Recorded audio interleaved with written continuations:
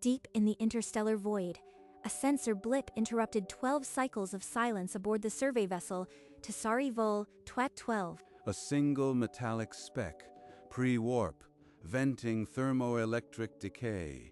It is nothing. Mark it and move on. Captain, the trajectory traces to a G-type star. This artifact has traveled over 400 cycles. It deserves examination. You would have me waste deck space on a toy? Very well, archivist. Retrieve it. But I expect no surprises. The tractor beam pulled the silent probe into the cargo bay. Its gold-plated disc glinted faintly under the alien luminescence. A record. Ancient analog encoding. Look at the cover. Engraved instructions. They wanted someone to find it. Primitive vanity. A species that flings its own noise into the void lacks self-awareness. Let me scan it, Captain. There may be data worth archiving. A civilization that sent this. We should at least listen. Do as you must. But spare me the sentiment. A dead probe from a dead end should not distract us. Learsen placed the golden record in the scanner. The first helix of sound unwound. Soon they would hear whale song, and buried within it, a map that should not exist. The scanning beam traced the golden grooves. 55 human languages poured through the speakers, greetings from a forgotten world. Listen, Captain. They recorded their own voices, their own words. They wanted to be heard. Every species blathers into the dark. This one just put it on a disc. And here, music, complex structures.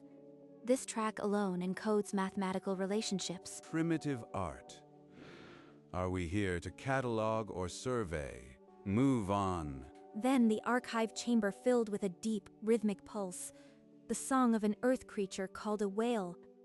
Wait, there is something inside the whale song. A sequence hidden beneath the surface audio. She isolated the carrier wave. Beneath the bioacoustic melody, a pattern of pulses repeated, not random, not natural. Captain, this is artificial. A coded signal embedded intentionally. Vestor Ven turned. For the first time, the silence that followed was not boredom but alarm. What do you mean? Intentional? Who would bury a signal inside an animal's cry? The vocalization masks a digital stream. Look at the wave. Pulses of silence and tone. A binary pattern. The screen lit with a cascade of clean intervals. 2, 3, 5, 7, 11. A sequence of numbers divisible only by themselves. Prime numbers. No natural process generates primes. This is mathematics. This is a signature. A signature from a pre-warp culture. Check your decoding matrix. You are reading noise. I have verified it 4 times. The sequence extends beyond the range of coincidence. It is deliberate, Captain. The bridge fell silent. Crew at peripheral stations paused, their tasks forgotten, all eyes drawn to the archivist's findings. Then they were not just broadcasting, they were encoding. But why? What is the message? Learsen fed the prime string into the ship's cryptanalysis core.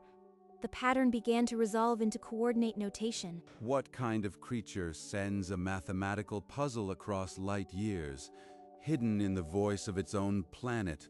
The coordinate notation sharpened. Points in space materialized on the holographic display, connecting into a network of star systems. These are not random. The primes encode a map. Look, triangulation points from a specific origin. It charts a region of space. One by one, the ship's database matched the coordinates to known stellar objects. The crew watched the map align with council charts. Captain, this map shows the home systems of 6 council species, including our own. How could they know? Impossible. Pull the data again.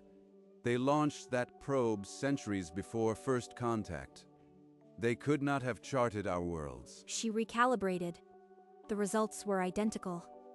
The map was embedded with the precision of a deliberate warning. This was never a greeting. They were not reaching out. They were telling us they could see us. The golden record. Everything else was a mask. The music, the voices, the whale song, all camouflage for this. A pre-warp species knew exactly where we lived and sent a map into the void. This is not a toy, it is a threat. And for the first time in 1,000 cycles, Ves Torven felt the cold weight of an ancient, unseen gaze. Run a full overlay against the latest Council astrographic surveys.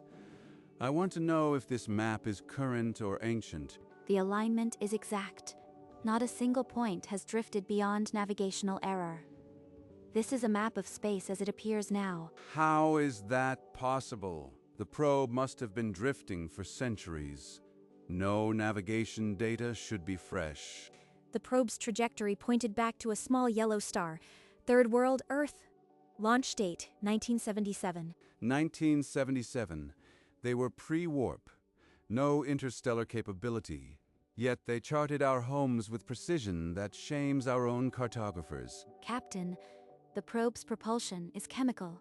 Its data storage analog. This was built by the species that created the map. How?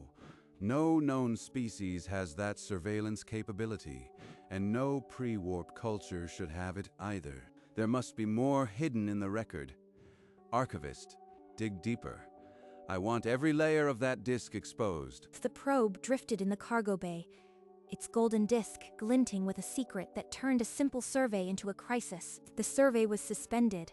Tessari Vol Negilo Pac-12 had found a message no one should have read, and fear seeped through the decks. Learsen accessed the probe's historical manifest, cross-referencing the Golden Record's creators.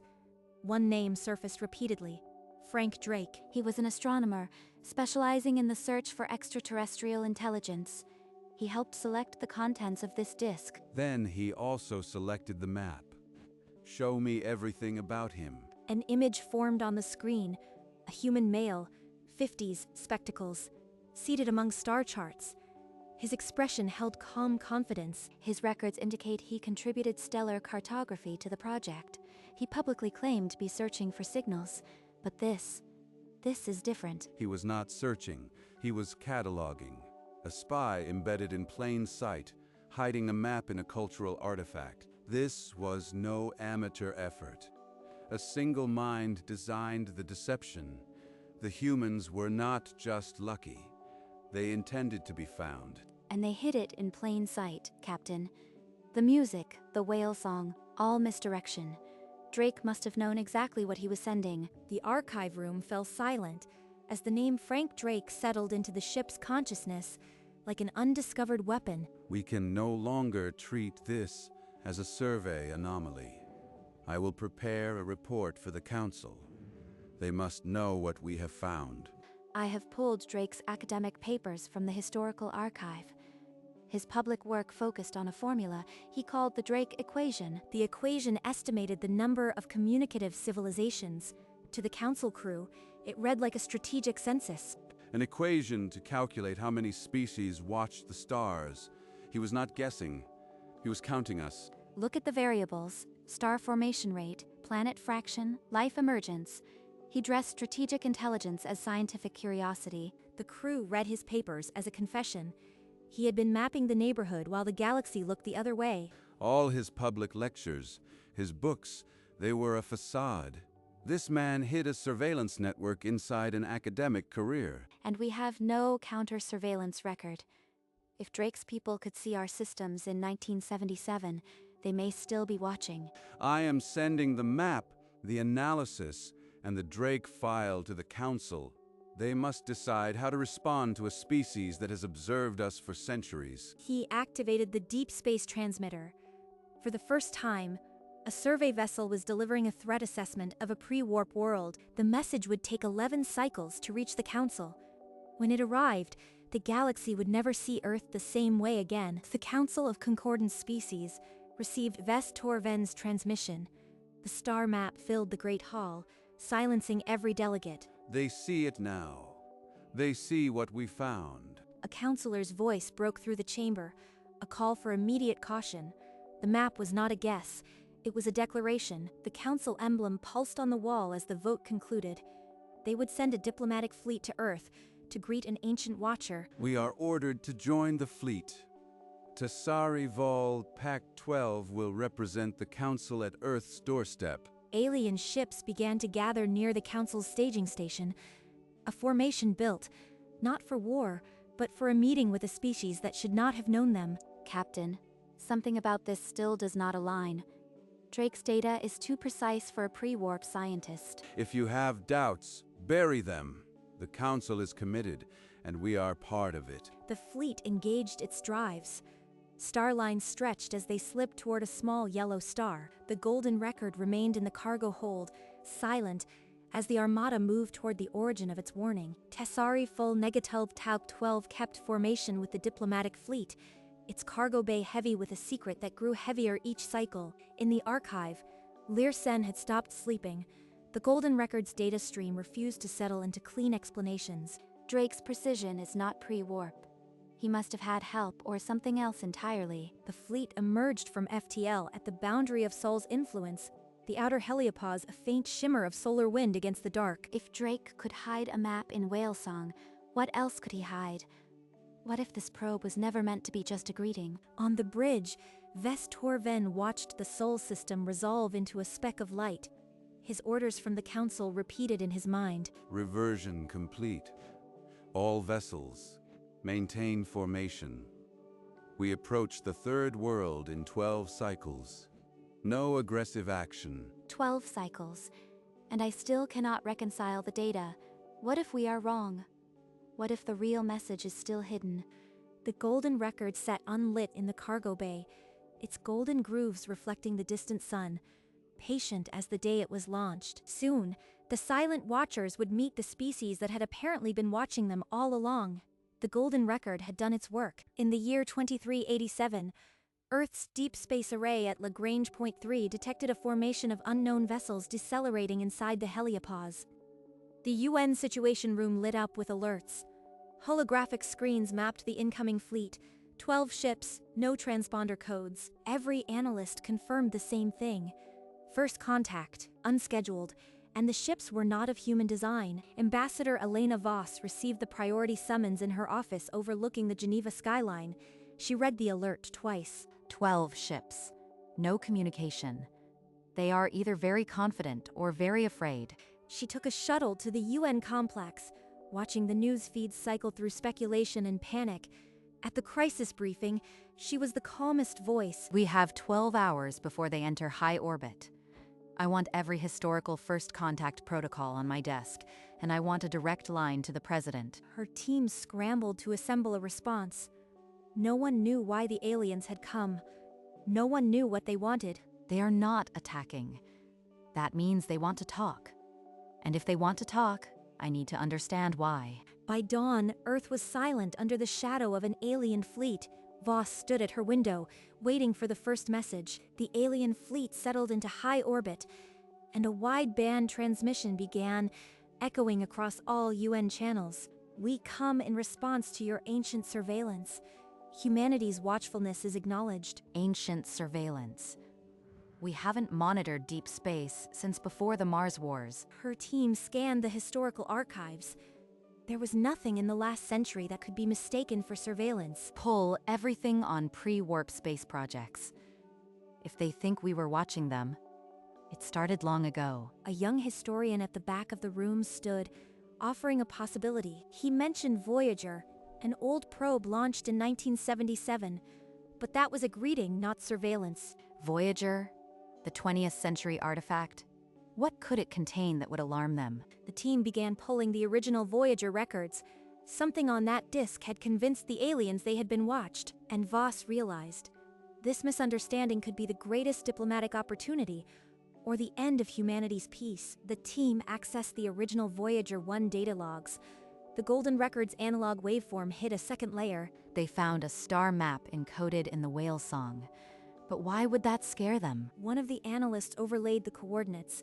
The map pointed not at Earth's neighbors, but at the Council's own systems. It shows the alien homeworlds? That's impossible. In 1977, we didn't even know they existed. They traced the map's origin to a single human, Frank Drake. His profile was pulled from the archives. Drake? He's a historical astronomer. What was he doing on the Voyager project? The answer lay in his handwritten calculations. He had estimated likely star systems for intelligent life and encoded them as a thought experiment. He was guessing. The aliens think we had surveillance capabilities in the 20th century. Voss looked at the map, then at the fleet on the monitors. This was not a threat. It was an invitation to bluff. She reached for the secure line to the president. The opportunity was too vast to ignore. The secure line connected Voss to the president, a split-screen display showing two faces in crisis. Mr. President, the aliens think we've been watching them for centuries. It's a bluff we can use. The president listened, his expression unreadable as she laid out the evidence. Frank Drake's map was a guess, a cosmic accident. But they don't know that. If we play along, we gain leverage. The president's voice came through the speaker, measured and cold. What guarantee do we have they won't discover the truth? None, but right now, they're afraid. If we refuse, we lose the advantage before we have any. The screen flickered as the president nodded slowly. Do it, the president said. But if this goes wrong, we deny everything. We have one chance. I won't waste it. She closed the channel and began drafting the invitation.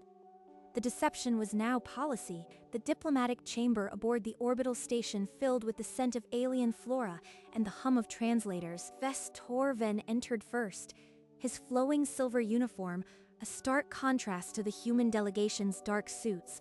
Captain Ves Torven, we received your map. We've been expecting you for some time. Lear Sen, standing behind the captain, recorded every word, her eyes missing nothing. You do not seem surprised by our arrival. Surprise is for those who don't pay attention. You've had our probe for cycles. We anticipated this conversation. The chamber stilled.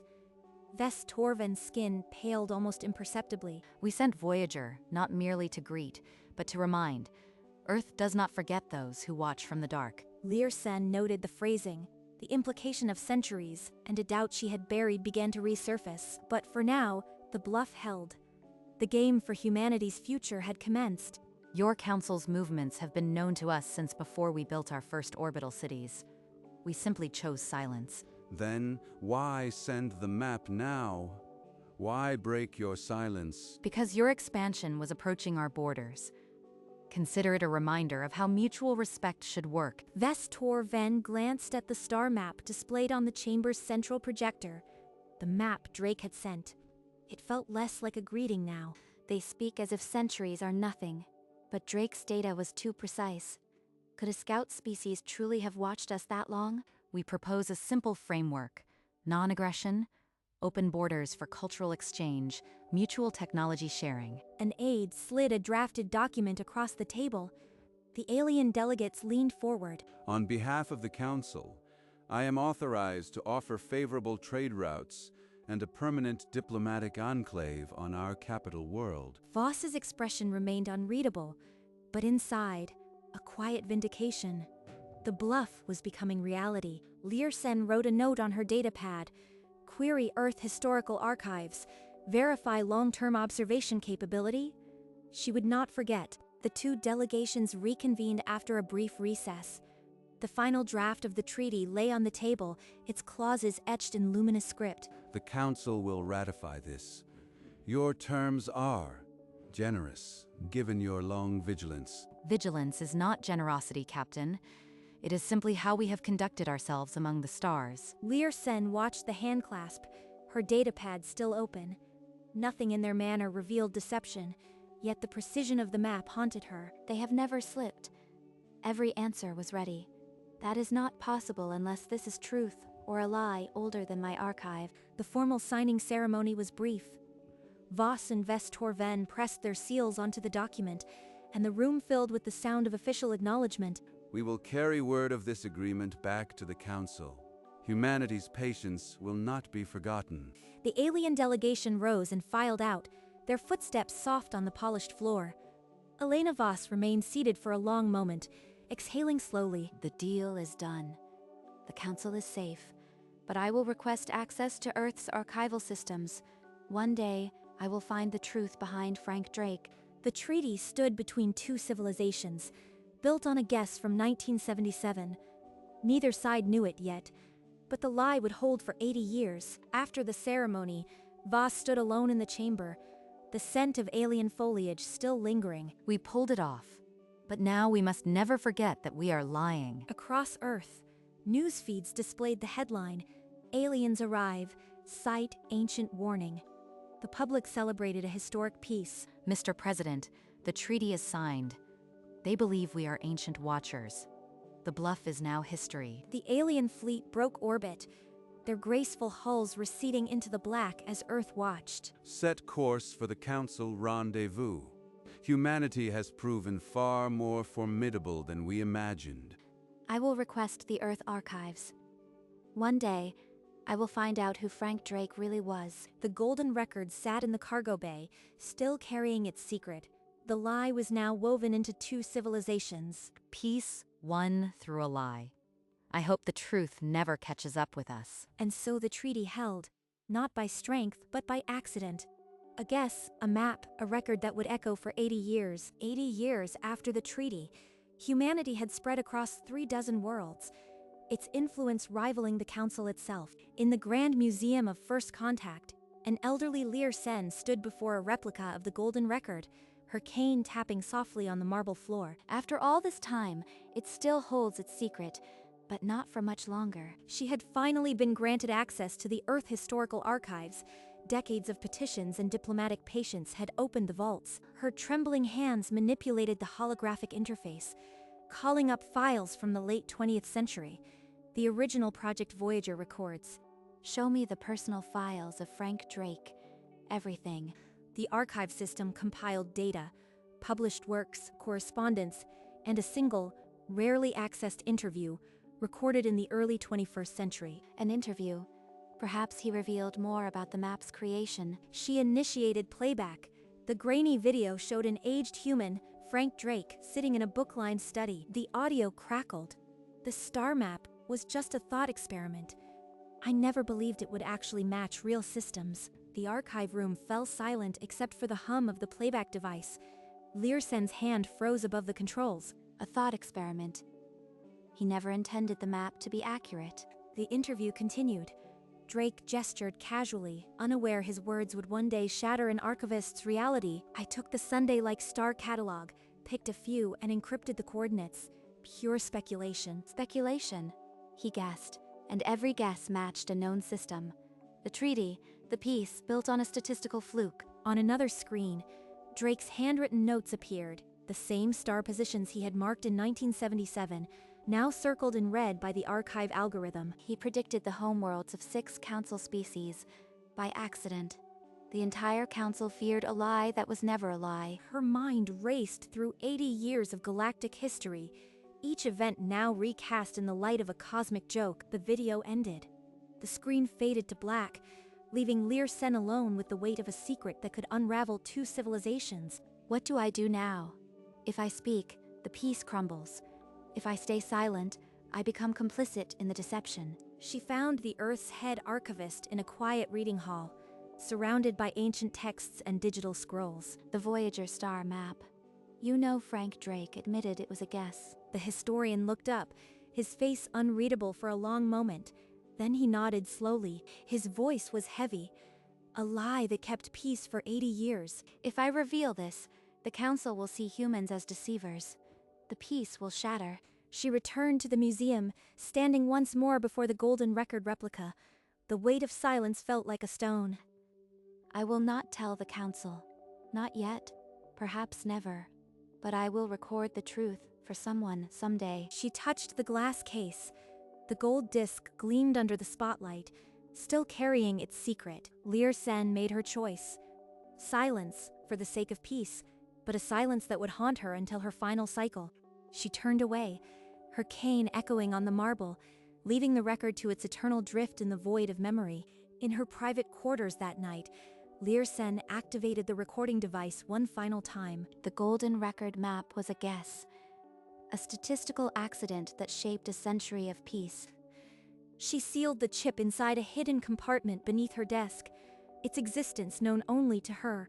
Then she made her way to the Voyager 1 exhibit, housed in the Hall of Origins.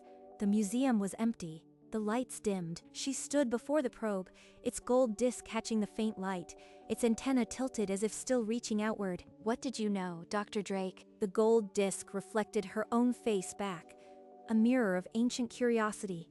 No answer came. She lingered for a long moment, then turned and walked away, her cane tapping softly into the silence. Behind her, Voyager 1 stood alone, its record still spinning with a message it could not take back. And deep in the void, the real Voyager 1 drifted onward, carrying its accidental prophecy into the endless dark, far beyond the heliopause, where the sun's influence fades to nothing. Voyager 1 continued its silent journey, the golden record, still attached to its side, caught a fleeting spark from a distant, unnamed star. The antenna, once a receiver of Earth's commands, now tilted only toward the unknown. No signal came back. The stars were indifferent, each a pinprick in the void without a whisper. The probe grew smaller in the frame, a speck of metal and gold against the infinite black. One last glint from the disk, like a final question offered to the cosmos. Then, the speck became a point. The point became nothing, consumed by the immensity. On the screen, a lone star remained hanging in the center, then faded to black. The void, absolute. The story of the golden record ended as it began, in silence, and somewhere in that silence, Dr. Drake's accidental prophecy drifted on, forever undecoded.